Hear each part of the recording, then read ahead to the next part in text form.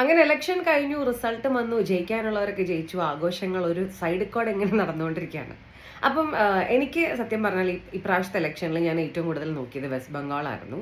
And I am so happy for the West Bengal people. കാരണം അവർക്ക് അവസാനം ഫൈനലി അവർക്ക് ഈ ഒരു TMCയുടെ ഗുണ്ടാരാജെന്നും ബംഗ്ലാദേശി ഇല്ലീഗൽ ഇമിഗ്രൻസിന്റെ ആക്രമണങ്ങളിൽ നിന്നൊക്കെ ഒരു മോചനം ലഭിക്കാൻ വേണ്ടി പോവുകയാണ്.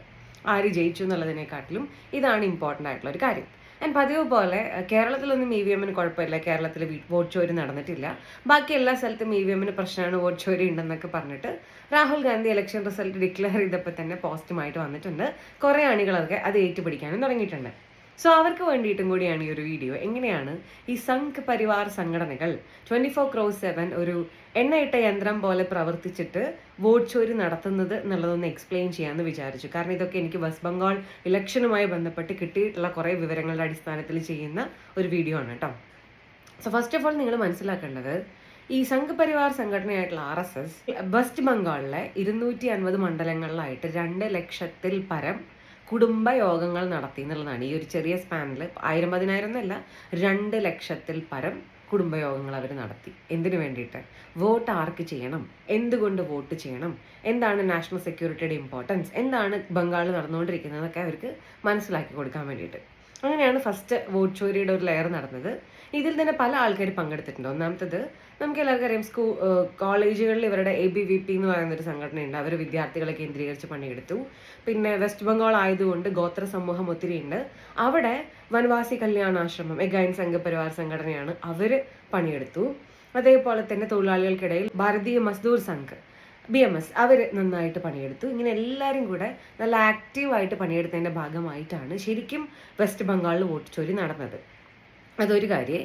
പിന്നെയെന്ന് പറഞ്ഞിട്ടുണ്ടെങ്കിൽ ഇവർ വെറുതെ ഇരുന്നൊന്നുമില്ല. ഇവർ അമ്പലങ്ങൾ കേന്ദ്രീകരിച്ചിട്ട്, അതേപോലെ തന്നെ ചായക്കടകൾ, എവിടെയൊക്കെ ആൾക്കാരെ മീറ്റ് ചെയ്യാൻ പറ്റുമോ അവിടെയൊക്കെ വോട്ട് ചെയ്യേണ്ടതിൻ്റെ ഇമ്പോർട്ടൻസ്, ആർക്ക് വോട്ട് ചെയ്യണം എന്നുള്ള കാര്യങ്ങളൊക്കെ പറഞ്ഞു കൊടുത്തു. പിന്നെ വെസ്റ്റ് ബംഗാളിലെ അവസ്ഥ നമുക്കറിയാവുന്നതാണ്. പല ആൾക്കാർക്കും വോട്ട് ചെയ്യാൻ പോകാനായിട്ട് പേടിയായിരുന്നു. കാരണം TMCയുടെ ആൾക്കാർ അങ്ങനെയാണ് ഡീൽ ചെയ്തുകൊണ്ടിരുന്നത്. അപ്പോൾ അവർക്കൊക്കെ വീടാന്തരം കയറിയിട്ട് വോട്ട് ചെയ്യാനുള്ള ആത്മവിശ്വാസം കൊടുത്തു. ആൻഡ് ആത്മവിശ്വാസത്തിൻ്റെ സെക്കൻഡ് ലെയർ CRPF ജവാന്മാർ ചെയ്യുന്നത് നമ്മൾ കണ്ടതാണ്. ഇങ്ങനെ ഒരുപാട് പണിയെടുത്തിട്ടാണ് സത്യം പറഞ്ഞാൽ അവിടെ വോട്ട് ചോരി ശരിക്കും നടന്നിട്ടുള്ളത്. ഇനി ഈ വോട്ട് ചോരീൻ്റെ തുടക്കം എന്ന് പറയുന്നത് ഒരു BJPയും അതിൻ്റെ സംഘടനകളൊക്കെ കാലങ്ങളായിട്ട് ബംഗാൾ പിടിക്കാൻ വേണ്ടിയിട്ട് ശ്രമിക്കുന്നുണ്ട്. കാരണം west Bengal is very important for India. നമ്മുടെ സെക്യൂരിറ്റിക്ക് വളരെ ഇമ്പോർട്ടൻ്റ് ആണ്. ചിക്കൻ നെക്ക് എന്ന് പറയുന്നൊരു പോർഷൻ അവിടെ കിടക്കുന്നത്. അവിടുത്തെ ഡെമോഗ്രഫി അടുത്ത കാലഘട്ടങ്ങളിലായിട്ട് ഭയങ്കരമായിട്ട് മാറുന്നുണ്ടായിരുന്നു. ഇല്ലീഗൽ ഇമിഗ്രൻസിനെ മമതാ ബാനർജി ഒക്കെ കുറേ മറ്റേ ആധാർ കാർഡും സാധനങ്ങളൊക്കെ കൊടുത്തിട്ട് വോട്ട് ചെയ്യാന്നുള്ള ഉദ്ദേശത്തിൽ ഇന്ത്യയിലേക്ക് കൊണ്ടുവന്നിട്ട് നമ്മുടെ നാട്ടിൻ്റെ അവസ്ഥ അതിഭീകരമായിട്ടുള്ള രീതിയിൽ ശോകമായിക്കൊണ്ടിരിക്കുകയായിരുന്നു. പ്രത്യേകിച്ച് വെസ്റ്റ് ബംഗാളിൽ അവിടെ കുറേ സ്ഥലങ്ങളിൽ നടന്നിട്ടുള്ള കഥയൊക്കെ പറയാനാണെങ്കിൽ വേറൊരു വീഡിയോ നമ്മൾ ചെയ്യേണ്ടി വരും. ഓക്കെ, എനിവേയ്സ് അതിൽ നിന്നൊക്കെ ഒരു മോചനം, ഈ ഒരു നാഷണൽ സെക്യൂരിറ്റി റിലേറ്റഡ് ഒരു സുരക്ഷ വെസ്റ്റ് ബംഗാളിൽ ഒരുക്കേണ്ടതായിട്ടുള്ള ഒരു ആവശ്യം നമ്മുടെ രാജ്യത്തിനുണ്ടായിരുന്നു. അപ്പം ഇവർ വർഷങ്ങളായിട്ട് അതിനുവേണ്ടി പണിയെടുക്കുന്നുണ്ട്. പക്ഷേ ഇതിൻ്റെ ഉള്ളിൽ ഒരു ഭയങ്കര ഒരു സ്ട്രാറ്റജിക് ആയിട്ടുള്ള ഒരു ഷിഫ്റ്റ് വന്നത് ബീഹാർ ഇലക്ഷൻ, ഹരിയാന ഇലക്ഷനൊക്കെ BJP ജയിക്കില്ലെന്ന് ഇവിടെ കുറേ ആൾക്കാർ പറഞ്ഞതാണ്. അവിടെയൊക്കെ അവർ ഈ ഒരു വർക്കിക്കോടെയൊക്കെ തന്നെയാണ് ജയിച്ചിട്ടുള്ളത്. അപ്പോൾ ഈ ഒരു ബീഹാർ ഇലക്ഷൻ കഴിഞ്ഞ സമയത്ത് ആഘോഷ പ്രകടനങ്ങൾക്കിടെ നമ്മുടെ പ്രൈം മിനിസ്റ്റർ നരേന്ദ്രമോദിയുടെ ഡയലോഗ് പറഞ്ഞിട്ടുണ്ടായിരുന്നു, ബീഹാറിൽ നിന്ന് ഒഴുകിയിട്ടാണ് ഗംഗ വെസ്റ്റ് ബംഗാളിൽ എത്തണമെന്നുള്ളത്. എന്തായാലും ആ ഒരു ടൈമിൽ ആ ഒരു അസൈൻമെൻറ്റ് മനസ്സിലാക്കേണ്ടവരൊക്കെ അത് മനസ്സിലാക്കിയിട്ടുണ്ടായിരുന്നു എന്നുള്ളതാണ് വെസ്റ്റ് ബംഗാളിൻ്റെ റിസൾട്ട് വന്നപ്പോൾ നമ്മൾ മനസ്സിലാക്കേണ്ടത്. സോ BJP എങ്ങനെയാണ് അവർ 24/7 അവരുടെ എല്ലാ ശക്തി ഉപയോഗിച്ചിട്ട് ഇങ്ങനെ വർക്ക് ചെയ്തുകൊണ്ടേയിരിക്കും അടുത്ത ഒരു കാര്യം ചെയ്യാൻ വേണ്ടിയിട്ട്. SIR നടപ്പിലാക്കിയതിനെ കുറിച്ചിട്ട് ഇവിടെ ഒരുപാട് പേര് കരയുന്നുണ്ടായിരുന്നു.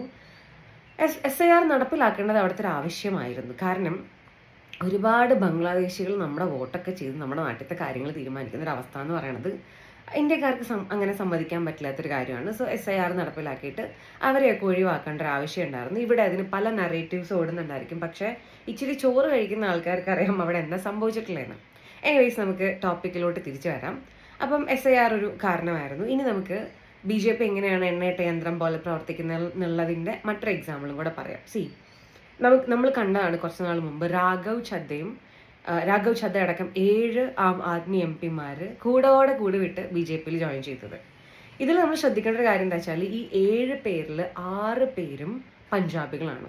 സോ BJPയുടെ അടുത്ത ടാർഗറ്റ് എന്ന് പറയുന്നത് പഞ്ചാബാണ്. കാരണം കശ്മീരിനെക്കാട്ടിലും വലിയ ത്രെട്ടായിട്ട് പഞ്ചാബ് ഇപ്പം മാറിയിട്ടുണ്ട് നാഷണൽ സെക്യൂരിറ്റിയുടെ ടേംസിൽ.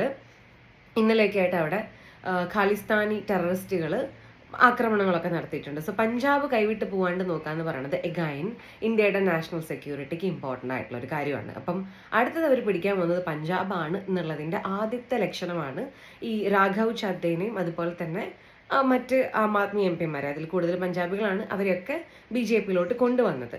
രാഘവ് ചദ്ദ എന്ന് പറയുന്നത് ആം ആദ്മി പാർട്ടിയുടെ പഞ്ചാബിലെ ഇലക്ഷൻ്റെ സമയത്ത് ഒരു മാസ്റ്റർ മൈൻഡ് ആയിരുന്നു എന്നാണ് ഞാൻ മനസ്സിലാക്കുന്നത്. അപ്പോൾ ആ ഒരു മാസ്റ്റർ മൈൻഡിനെയാണ് ഇവരിങ്ങോട്ട് കൊണ്ടുവന്നിട്ടുള്ളത്.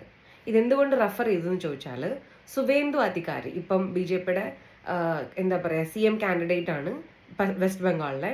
അപ്പോൾ സുവേന്ദു അധികാരി ഇതുപോലെ തന്നെയായിരുന്നു. അദ്ദേഹത്തിൻ്റെ അച്ഛൻ അപ്പുപ്പമാരൊക്കെ ആയിട്ട് TMCയുടെ ആൾക്കാരായിരുന്നു. ആൻഡ് മമതാ ബാനർജിയുടെ ഗവൺമെന്റിൽ ഐ തിങ്ക് ഇദ്ദേഹം ഗതാഗത മന്ത്രിയൊക്കെ ആയിരുന്നു. മമതാ ബാനർജിയുടെ ഇലക്ഷന്റെ പ്രചാരണങ്ങൾക്കും സകല കാര്യങ്ങൾക്കും ചുക്കാൻ പിടിച്ചുകൊണ്ടിരുന്നത് സുവേന്ദു അധികാരിയാണ്. അങ്ങനെ ഇരിക്കുമ്പോഴാണ് അനന്തരവനായിട്ടുള്ള അഭിഷേക് ബാനർജീനെ മമതാ ബാനർജി എല്ലാ സ്ഥാനങ്ങളൊക്കെ കൊടുത്തിട്ട് ആളെ കയറ്റിക്കൊണ്ടിരുന്നത്. അപ്പോൾ അവിടെ മറ്റൊരു കുടുംബ ഭരണം കൊണ്ടുവരുന്ന പോലെ ആയിട്ട് കൊണ്ടുവരുന്ന സമയത്ത് സുവേന്ദു അധികാരിയുടെ സ്ഥാനങ്ങളൊക്കെ പതുക്കെ നീങ്ങുകയാണ്. അപ്പം സുവേന്ദു അധികാരിനെ തന്നെ നോക്കിയിട്ട് BJP ഇങ്ങോട്ടേക്ക് എടുത്തു. അപ്പോൾ പിന്നെ കളികൾ ഭയങ്കര, അല്ലെങ്കിൽ അവരുടെ ഒരു സ്ട്രാറ്റജിയൊക്കെ ഭയങ്കര എളുപ്പമായല്ലോ. അപ്പം അതുകൊണ്ട് വെസ്റ്റ് ബംഗാൾ BJPയുടെ കയ്യിലിരിക്കുന്നു. സോ ഇവരിങ്ങനെയൊക്കെ പണിയെടുത്തിട്ടാണ് വോട്ട് പിടിക്കുന്നതെന്നുള്ള കാര്യം നമ്മൾ ആദ്യം മനസ്സിലാക്കണം. ഇപ്പോൾ കേരളത്തിൽ തുടങ്ങിയിട്ടേ ഉള്ളൂ, മൂന്ന് സീറ്റാണ് എടുത്തിട്ടുള്ളത്. ആൻഡ് ആരൊക്കെയോ എവിടെയൊക്കെ കമൻറ്റുകൾ കിട്ടിയിരിക്കുന്ന കണ്ടു, ഈ പാലിൽ തൈര് ചേർക്കുന്ന പോലെയാണ്, ഇച്ചിരി മതി പിന്നെ അങ്ങോട്ട് വന്നോളൂ എന്നുള്ളത്. അവരങ്ങനെയാണ്, അവർ തോറ്റാലും പണിയെടുത്ത് മുന്നോട്ട് പോകുന്ന ഒരു പാർട്ടിയും സംവിധാനങ്ങളും കുടുംബമൊക്കെയാണ്. ഭയങ്കരമായിട്ടുള്ള ഒരു കേഡർ സിസ്റ്റമൊക്കെയുള്ള ഒരു സംവിധാനമാണ് ഇവരുടേത്. വളരെ ആത്മാർത്ഥമായിട്ട് പണിയെടുക്കുന്ന വർക്കേഴ്സാണ് അവർക്കുള്ളത്. അതുകൊണ്ടൊക്കെ തന്നെയാണ് അവർ ജയിക്കുന്നത്. അപ്പം നമ്മൾ എന്താ ചെയ്യേണ്ടതെന്ന് ചോദിച്ചാൽ നമ്മളത് കണ്ട് മനസ്സിലാക്കിയിട്ട് അതേപോലത്തെ പ്രവർത്തനം മുന്നോട്ട് കൊണ്ടുപോകാനാണ് നോക്കണ്ടേ. അല്ലാണ്ട് വോട്ട് ചോരി, EVM ടാമ്പറിങ് എന്നൊക്കെ പറഞ്ഞ് കരഞ്ഞുകൊണ്ടിരുന്നാൽ ലൈഫ് ലോങ് നമുക്ക് കരയാം. നാളെ ബാലറ്റ് വന്നാലും അവരൊക്കെ തന്നെ ജയിക്കുള്ളൂ. കാരണം അതുപോലെയാണ് അവരുടെ വർക്ക്. ഭയങ്കര സ്ട്രോങ് ആയിട്ടുള്ള ഒരു ജോലിയാണ് അവർ ചെയ്തുകൊണ്ടിരിക്കുന്നത്. സോ നിങ്ങൾ വിജയിക്കാൻ ആഗ്രഹിക്കുന്നുണ്ടെങ്കിൽ അങ്ങനെ സ്ട്രോങ് ആയിട്ട് പണിയെടുത്ത് ജയിക്കാൻ. നമ്മുടെ നാട്ടിൽ സംഭവിക്കുന്നത് അങ്ങനത്തെ ഒരു സ്ട്രോങ് പണിയൊന്നും അല്ല. നമ്മുടെ നാട്ടിൽ പല പാർട്ടികൾക്ക് സംഭവിക്കുന്നത് ഓക്കെ 5 കൊല്ലം ഇവരെ എടുത്തു, ഇനി ഭരണവിരുദ്ധ വികാരം അടുത്ത 5 കൊല്ലം ഇവരെടുക്കാം. ഇപ്പം ഇപ്രാവശ്യമൊക്കെ അത് 10 വർഷമൊക്കെ നീണ്ടുപോയി. അതാണ് നമ്മുടെ നാട്ടിൽ സംഭവിക്കുന്നത്. അല്ലാണ്ട് ഇങ്ങനൊരു ഭയങ്കരമായിട്ടുള്ളൊരു പണിയെടുത്ത് കയറി വരുന്ന ഒരു ലെവലിലോട്ട് പാർട്ടികളൊന്നും അത്രയ്ക്ക് ഇങ്ങോട്ട് വർക്ക് ചെയ്യുന്നതായിട്ട് എനിക്ക് പേഴ്സണലി ഫീൽ ചെയ്തിട്ടില്ല. പക്ഷേ ഇനി ഇവിടെ നിന്ന് അങ്ങോട്ട് കോമ്പറ്റീഷൻ ഭയങ്കര ടഫായിരിക്കും. കാരണം ടഫ്നെസ് കൊടുക്കുന്ന ആൾക്കാർ അപ്പുറത്തുനിന്ന് കയറി വന്ന് തുടങ്ങി. സോ എങ്ങനെയാണ് ഒറിജിനൽ വോട്ട് ചോരി നടക്കുന്നത് എന്ന് എക്സ്പ്ലെയിൻ ചെയ്യാന്നുള്ളതായിരുന്നു ഈ ഒരു വീഡിയോയുടെ ഉദ്ദേശം. ഇത് ഭയങ്കര ഒരു കുഞ്ഞു സാധനമാണ് ഞാൻ പറഞ്ഞത്. ആൻഡ് ഇതിന്റെ കൂട്ടത്തിൽ ഒരു കാര്യം കൂടെ പറയാനുണ്ടായിരുന്നു. വെസ്റ്റ് ബംഗാളിൽ ഇപ്രാവശ്യം അവിടുത്തെ ആളുകളുടെയൊക്കെ മനസ്സിൽ ഈ സംഘപരിവാർ സംഘടനകൾ കൊടുത്തിട്ടുള്ള ഒരു ഇലക്ഷൻ വിജയ സ്ലോഗൻ ഒക്കെ ഉണ്ടായിരുന്നു, വിച്ച് ഇസ് പെഹ്ലെ മത്ദാൻ ഫർ ജൽപാൻ. എന്ന് വെച്ചാൽ ആദ്യം വോട്ട് പിന്നെ ജലപാനം. ആ ഒരു മൈൻഡ് സെറ്റിലോട്ട് അവിടുത്തെ ആൾക്കാരെ ഇവർ മാറ്റിയെടുത്തു. അത് ഞാൻ മെൻഷൻ ചെയ്തിട്ടില്ലെന്നാണ് എനിക്ക് തോന്നിയത്, അതുകൊണ്ട് ഞാൻ മെൻഷൻ ചെയ്തതാണ്. എനിവേയ്സ് സ്ട്രാറ്റജീസ് ആണ് എപ്പോഴും വർക്ക് ചെയ്യുക. മെഷീനറീസ് നല്ല 24/7 വർക്ക് ചെയ്യുന്ന സെറ്റപ്പുകളാണ് വർക്ക് ചെയ്യുക. അങ്ങനെ വർക്ക് ചെയ്യുന്നവർക്ക് മാൻഡേറ്റ് കിട്ടുമ്പോൾ നമ്മളതിനെ കരഞ്ഞിട്ട് കാര്യമില്ല.